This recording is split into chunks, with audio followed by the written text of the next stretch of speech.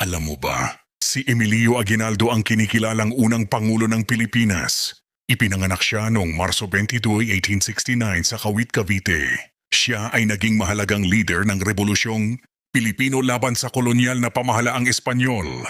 Noong Hunyo 12, 1898, pinangunahan niya ang pagdedeklara ng kalayaan ng Pilipinas mula sa Espanya. Pagkaraan nito itinatag ang unang Republika ng Pilipinas at siya ay nahalal bilang Pangulo noong 1899. Sa kanyang pamumuno, hinarap ng bansa ang digmaan laban sa Estados Unidos sa panahon ng digmaang Pilipino-Amerikano. Bagamat naharap sa maraming pagsubok at kontrobersya, nananatiling mahalaga ang papel ni Emilio Aguinaldo sa kasaysayan bilang simbolo ng unang pagtatangka ng mga Pilipino na magtatag ng isang malaya at nagsasariling bansa. Ikaw, ano sa tingin mo? Bayani ba o kontrobersyal na leader si Emilio Aguinaldo?